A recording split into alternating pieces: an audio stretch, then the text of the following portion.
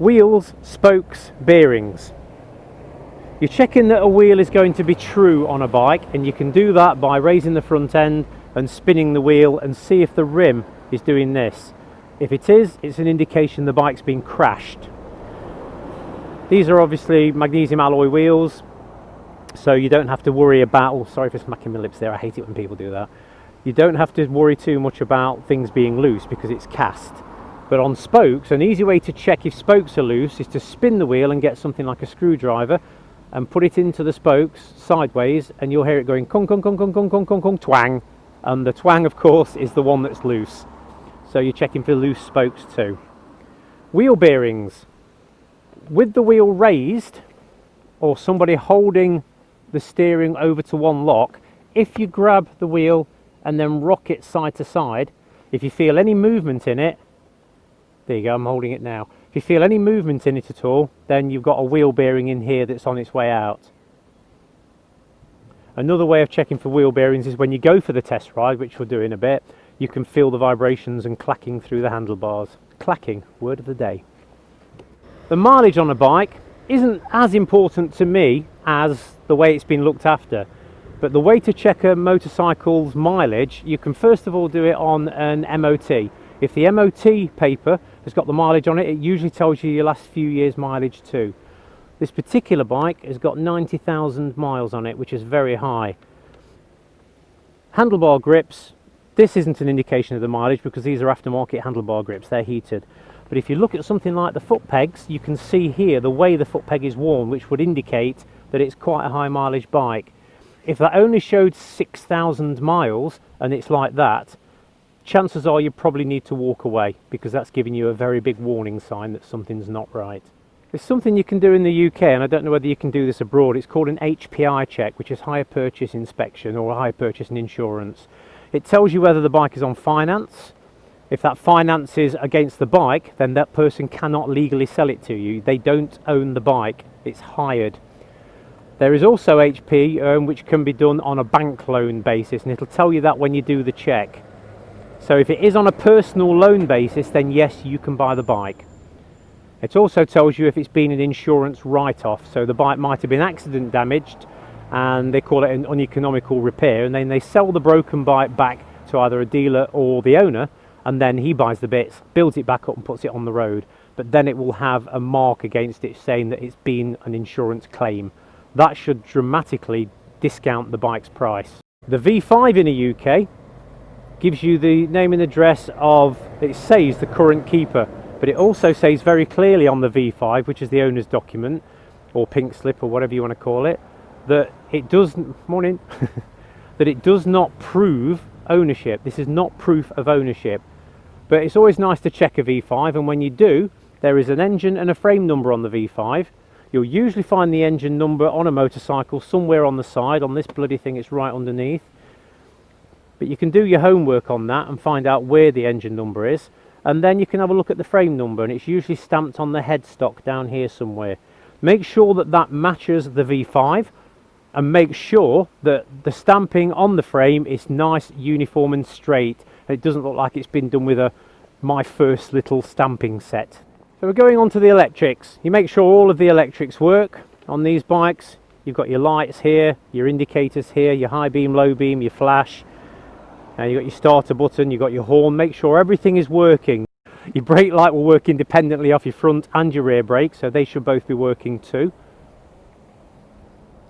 Even little things like your dash lights, because it's a pain in the backside when they don't light up at night and you've got to then strip everything off to get the bulbs in. That could be a negotiation point too, the time it takes to put new bulbs in.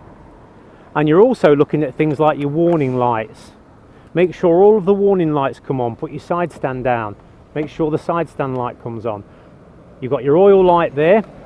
Your oil light is not oil level. It is oil pressure. So as soon as you start the bike, that should almost immediately go off. Any ABS lights, which is your anti-lock braking system, they should stay on and possibly flash. If they don't come on at all, there might be trouble where somebody's probably removed the bulb and hope you don't notice. That should have a flashing ABS light, and it will not go off until you've done a few yards riding. It does a check and once it's happy with the ABS system, that light will go off. If it doesn't, you have a problem. Exhaust. This is something that can be quite expensive. The problems you sometimes get with exhaust, especially on things like Suzuki Bandits, is you've got stainless steel headers, downpipes, you've got stainless steel tailpipes or silencers, but usually the middle part is mild steel and it rusts. So check for rust on exhausts, check for accident damage on exhausts, and check that where the exhausts go into the engine, like here for example, and on the front in a 4-cylinder, that they're not blowing or have any oil coming down from them, which indicates that there's a leak of some kind. Having extras on bikes will certainly help. Usually the first thing people do with motorcycles is they will fit something like a tail tidy, which gets rid of the rear mudguard. The disadvantage of that, it'll throw loads of crap up your back when you go over a muddy road. Try and ask them, if they do put something aftermarket on, that they have the original with it too. So you have an aftermarket exhaust, for example, a nice loud juicy can. Get the original one too. Heated grips, fog lights, blind spot mirrors, all these little things that you don't have to do, even as small as electric clothing if you already have it, an extra charging cable. Little bits and bobs like that will save you a world of trouble just having to get the things fitted.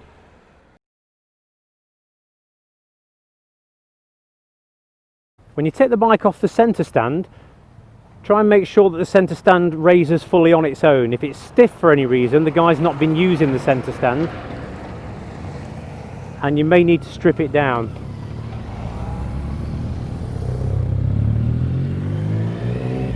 Off they go for a happy jaunt.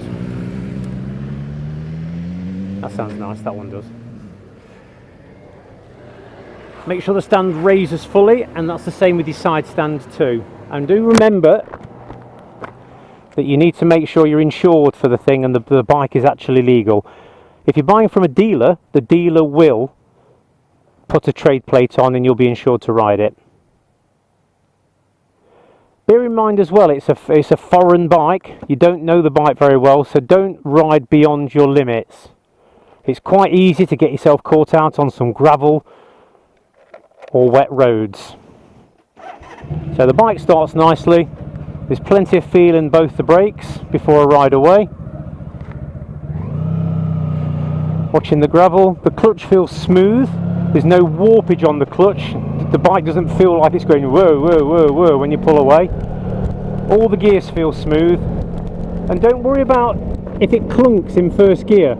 A lot of bikes clunk in first gear. One particular CBR6 I had was awful for it. I thought there was something wrong.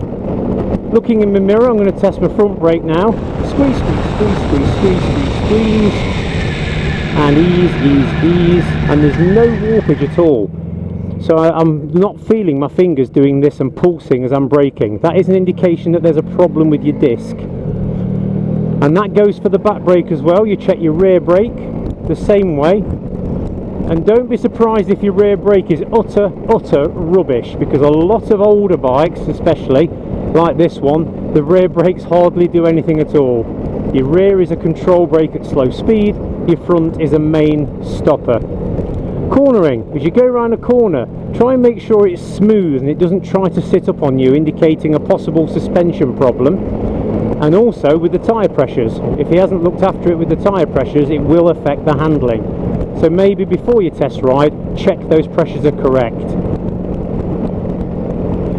Vibrations through your handlebars. If you have any vibrations through your bars, that could just be a normal engine, but it could be that your wheel bearings are wearing and you'll almost feel a clattering through the bars, like a pattering. Under braking, if you do feel any clicking on the front end, that could just be worn steering head bearings, and they may just simply need adjusting up. All the gears are nice in this, the steering feels good. I checked the horn earlier on, that still works.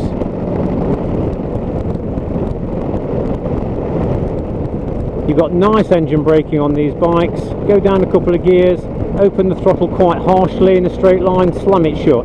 Harsh, shut. And what will happen there, it'll be a good way of testing whether your clutch is slipping or not. You can do that at a slower speed and a higher speed, because sometimes clutches slip at different rates.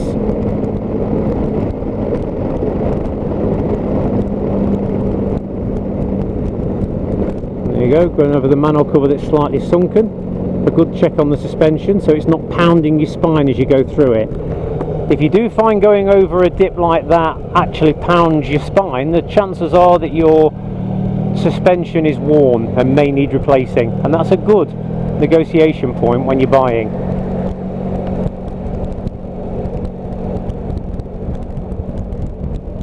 As it goes around the corner nice and smoothly, it doesn't want to sit up in any way. Sitting up is an indication of low tyre pressures. It could also be an indication that your tyre has worn in the centre, just like when I mentioned earlier on if you do a lot of motorway mileage.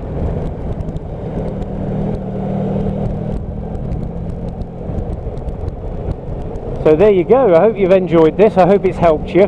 Please feel free to share this, you may save some friends a lot of money. Just a final thing, the difference between buying privately and going to a dealer. Buying privately, you're likely to get the bike cheaper, but there's a whole world of problems that you could have on a motorcycle if you don't know what you're looking for.